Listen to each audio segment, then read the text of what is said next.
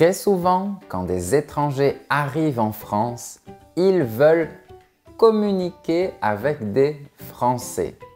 Mais par peur ou par timidité, ils n'osent pas. J'ai donc fait cette vidéo pour que tu puisses avoir des phrases toutes prêtes pour t'aider à avoir une bonne conversation avec les Français dans un contexte informel ou formel et surtout pour créer une connexion sincère et te faire des amis. C'est parti! Pour débuter la conversation, tu pourrais tout simplement dire « Salut, moi c'est Guillaume, et toi ?» dans un registre informel. Ou « Bonjour, je m'appelle Guillaume, et vous ?» dans un registre formel. Bon, bien sûr, tu remplaceras Guillaume par ton prénom. Ensuite, il y aura sûrement une question sur le travail. Qu'est-ce que tu fais dans la vie? Ou qu'est-ce que vous faites dans la vie? J'aime pas trop la question sur le travail de la personne, c'est très banal et parfois les gens n'ont pas envie de parler de leur travail. Parfois, ils n'en ont pas et ça peut les gêner. Parfois, ils ont juste envie de parler d'autre chose pour se détendre. Du coup, si tu veux, à la place de la question sur le travail, tu peux poser une question sur l'origine de la personne. Tu viens d'où? Tu es de quelle région? Ou vous venez d'où? Vous êtes de quelle région? Elle va te répondre et tu pourras toi aussi lui donner ton lieu d'origine. Je suis étranger. Je viens des États-Unis, plus précisément de New York. Ou je viens du Brésil, plus précisément de Rio. Ou je viens d'Espagne, plus précisément de Madrid. Et tu peux compléter ta phrase par « Mais j'adore la France ». Toutes ces phrases peuvent être utilisées dans les contextes formels et informels. Et pour prolonger la conversation, tu peux demander des détails sur la région d'origine de la personne en disant « Je connais pas du tout ta région, c'est comment ?» ou « Je ne connais pas du tout votre région, c'est comment ?» Elle va commencer à décrire sa région et si elle aborde un sujet qui t'intéresse, dis-le lui et pose plus de questions. Par exemple, si elle te parle d'un lac qui est connu, tu peux lui dire « Ah bon? Il y a un lac? Cool! T'y vas souvent? » Ou « C'est vrai, il y a un lac? Ça a l'air très intéressant. Vous y allez souvent? » Ton interlocuteur te donnera sûrement de très bons renseignements et tu ne voudras pas les oublier. Tu voudras noter tout ce qu'il dit et surtout les noms des endroits. Je te conseille de le lui dire de cette façon. « C'est génial! Attends, je vais noter le nom du lac. » Ou « Ça paraît très agréable. Attendez, je vais noter le nom du lac. » Mais si le nom est compliqué, tu devras obligatoirement lui demander d'épeler le mot. Épeler signifie dire un mot lettre par lettre. Et voilà comment formuler tes questions. Tu pourrais me dire comment ça s'écrit, s'il te plaît? Ou vous pourriez m'épeler le nom du lac, s'il vous plaît? Tu verras que la personne sera ravie de t'aider. Tous les gens aiment parler de l'endroit où ils habitent et donner des tuyaux aux autres. Généralement, il y a un autre sujet qu'on adore, la nourriture. Donc, si tu veux poser des questions sur les différents types de plats traditionnels de la région d'où vient ton interlocuteur, tu peux dire « Qu'est-ce qu'il y a de bon à manger dans ta région ?» ou « Quelles sont les spécialités culinaires de votre région ?» Au fil de la conversation, tu pourras aborder des sujets plus personnels. Ne demande pas directement si la personne est mariée ou célibataire. Dis plutôt « Tu es venu tout seul ou avec quelqu'un ?» si tu parles avec un homme. Et « Tu es venue toute seule ou avec quelqu'un ?» si tu parles avec une femme. Ou « Vous êtes venu seul ou accompagné ?» Ce sont des questions plus subtiles et si la personne est en couple, elle dira qu'elle est venue avec son compagnon ou sa compagne ou que ce dernier ou cette dernière n'a pas pu venir. Si le sujet dérive sur la famille, tu peux demander « Tu as des enfants ?» ou « Vous avez des enfants ?» Si la personne te dit qu'elle a un enfant, tu peux lui demander l'âge de son enfant. Et ton enfant à quel âge? Ou et votre enfant à quel âge? Tu peux également lui demander le prénom de son enfant. Comment il s'appelle ton bout de chou?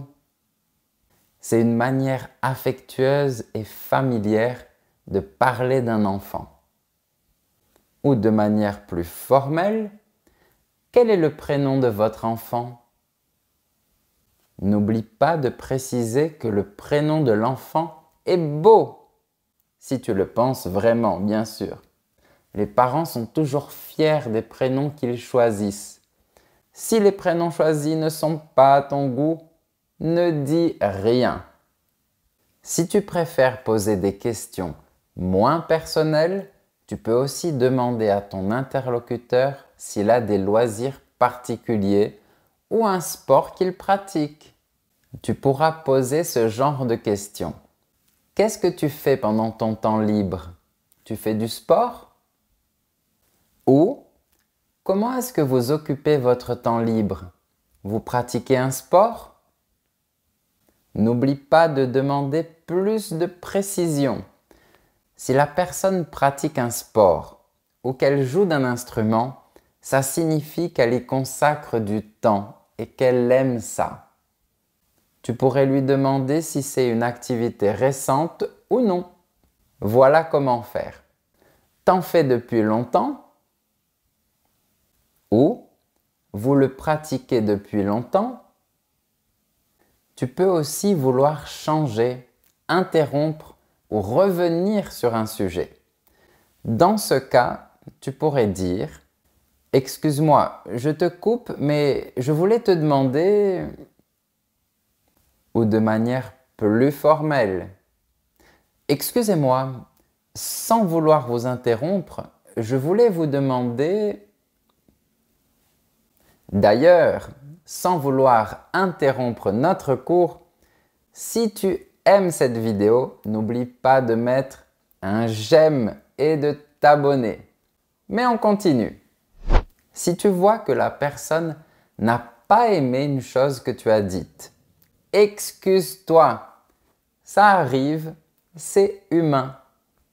Parfois, on fait des gaffes, on dit des choses de façon maladroite ou trop directement sans le vouloir.